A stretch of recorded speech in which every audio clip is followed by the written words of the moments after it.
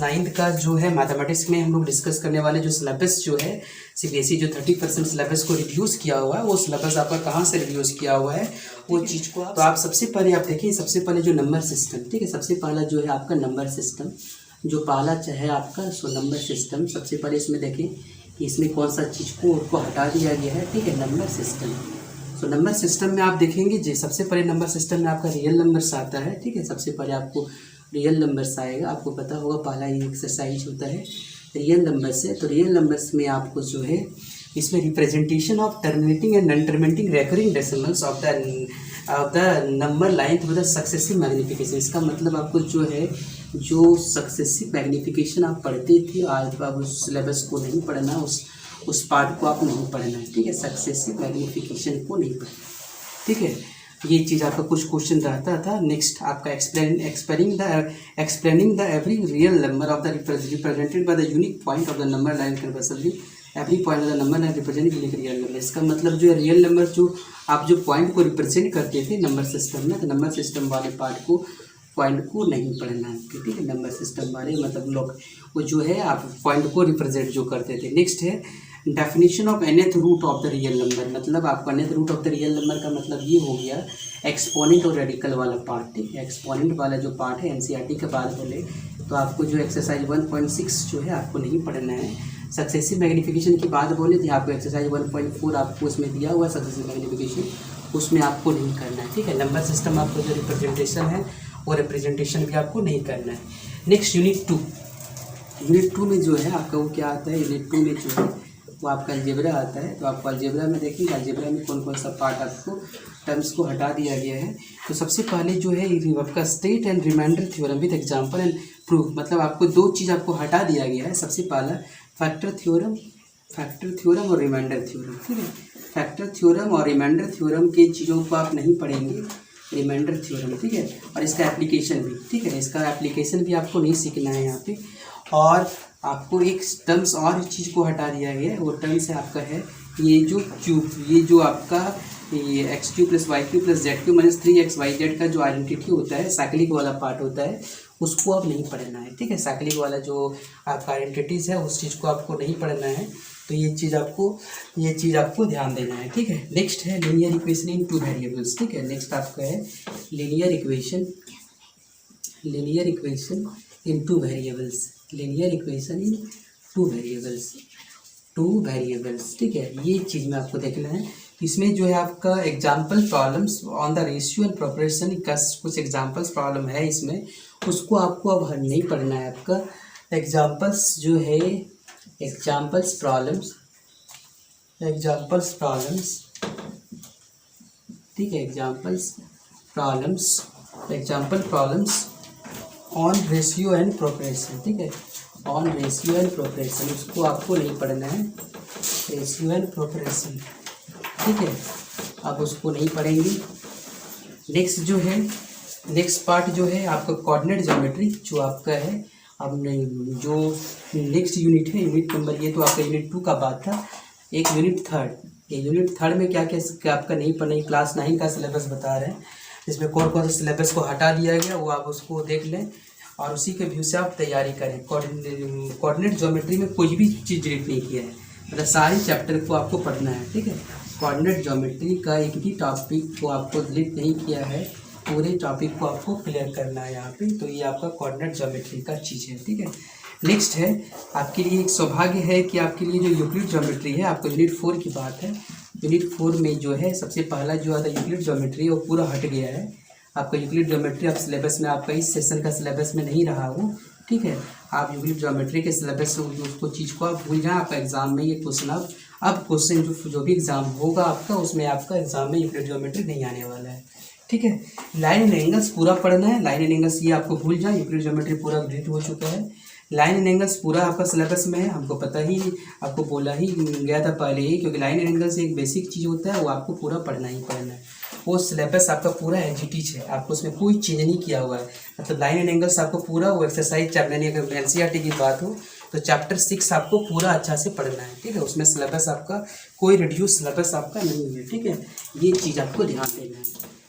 Next part जो है आपको बता नेक्स्ट पार्ट में आपको सीख लेना है कि उसमें कौन कौन सा सिलेबस और आपको है। नेक्स्ट यूनिट ये हो गया ज्योमेट्री का अगर है तो ज्योमेट्री में देखिए आप ट्रायंगल्स, ठीक है, ज्योमेट्री में ट्रायंगल्स होता है एक, ठीक है। इसके बाद जो है चैप्टर जो है ट्रायंगल्स है।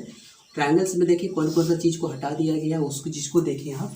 तो इसमें जो है प्रूफ ऑफ थ्योरम डिलीटेड, जितने भी थ्योरम का थ्योरम का डिलीटेड मतलब जो प्रूफ था थ्योरम का उसको उसमें डिलीट किया हुआ। और कौन सा चीज़ को डिलीट किया हुआ? Two triangles are congruent if the triangles are include the side of the triangle equal to, मतलब आपको ए ऐसे, ठीक है, ए ऐसे को जो प्रूफ करते हैं एंगल साइड एंगल को जो प्रूफ करते थे अब उसको प्रूफ नहीं करना है, ठीक है, प्रूफ को हटा दिया गया। टॉपिक डिलीटेड, इसमें जो है सबसे पहले इसमें जो टॉपिक है, बाकी सारे आपका चीज़ है आपका पूरा आपका कन्वर्जेंसी सारा है आपका, सिर्फ इस चीज़ को प्रूफ को हटा दिया, मतलब उसको एप्लीकेशन आपको तो सीखना ही पड़ेगा आपको, ठीक है। इसका मतलब आपको ज़्यादा कुछ इसमें रिबेट नहीं मिला हुआ, एक चीज़ आपको मिला हुआ है, इनइक्वालिटी मिला हुआ है, ठीक है, इनइक्वालिटी ऑफ ट्रायंगल, इनइक्वालिटी आपका इनइक्वालिटीज़, ठीक है, इक्वालिटीज ऑफ ट्रायंगल, ये आपको ये चीज़ हटा दिया गया। ये आपके लिए एक सौभाग्य की बात है कि कम से कम ये इस टॉपिक को हटा दिया आपको, इस चीज़ को आपको इस चीज़ की, इसमें बहुत सारा चीज़ था इसमें, उसमें आपको एनसीईआरटी का आप व्यू से देखें तो आपको एक एक्सरसाइज उसमें आपको हटा दिया गया इनइक्वालिटी बेस्ड पे, ठीक है। Sum of two side is greater than third side, ये सारे कुछ नहीं पढ़ना है आपको, इनइक्वालिटी बेस्ड पे कुछ नहीं पढ़ना है, ठीक है, ये चीज़ आपको ध्यान देना है, ठीक है। नेक्स्ट है क्वाड्रिलेटरल्स, नेक्स्ट चैप्टर है क्वाड्रिलेटरल, पूरा पढ़ना है, उसमें कोई चीज़ डिलीट नहीं किया हुआ।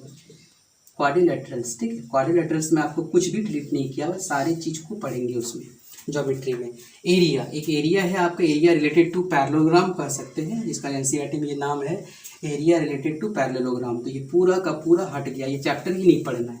जैसे आपका यूक्लिड ज्योमेट्री है उसी तरह आपका यूक्लिड ज्योमेट्री जैसे पूरा हट गया तो आपको एरिया भी आपको नहीं पढ़ना है, मतलब चैप्टर नंबर एनसीईआरटी का बात बोले चैप्टर नंबर 9 आपका अब नहीं, मतलब अब इस सेशन में नहीं रहा आपका। ये जो है चैप्टर 8 आपका पूरा पढ़ना है, इसमें आपको कोई नहीं है। ये चैप्टर 7 में आपका जो है 7.5 जो है आपको नहीं पढ़ना, बाकी सारी चीज़ पढ़ना है। ये एनसीईआरटी की व्यू से आपको बताते हैं। चैप्टर 6 जो है पूरा आपको पढ़ना है, ये चैप्टर 6 जो है पूरा पढ़ना है आपको।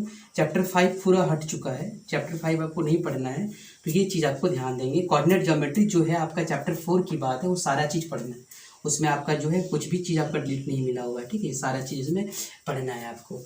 ये इसका सिलेबस था उसका। बाकी हम नेक्स्ट यूनिट की बात बोलें तो ये ज्योमेट्री का पार्ट था आपको, ज्योमेट्री में ये था। कंस्ट्रक्शन का देखें आप, ठीक है, इसमें ज्योमेट्री में आपका एक पार्ट और आता है, कंस्ट्रक्शन आता है। कंस्ट्रक्शन में जो है कौन सा पार्ट को डिलीट किया हुआ है वो हम बताते हैं। कंस्ट्रक्शन में अगर आपके पास एनसीईआरटी बुक फॉलो करते हैं तो आप जो है एक्सरसाइज 11.2 को भूल जाएं, वो आपका सिलेबस में आपको वो नहीं है। इसका मतलब आपको जो है सिर्फ आपको एंगल बनाने सीखना पड़ेगा और उसका वेरिफिकेशन सीखना पड़ेगा। इसका मतलब जो बनाते थे आप, पेरीमीटर जब गिवन रहता था, construction of triangle when perimeter is given, वो सिलेबस में अब नहीं रहा, ठीक है। पेरीमीटर इज गिवन वो आपका सिलेबस से अब हट चुका है, मतलब कहा जाए तो 11.2 एक्सरसाइज आपका एनसीईआरटी का वो हट चुका है। सिर्फ आपको 11.1 पढ़ना है, यहाँ पे सिर्फ आपको एक्सरसाइज 11.1 पढ़ना है, वो आपको उस चीज़ को समझ लें आप, ठीक है। जो भी कंस्ट्रक्शन की पार्ट है उस चीज़ को आपको थोड़ा सा इसमें राहत मिला हुआ है।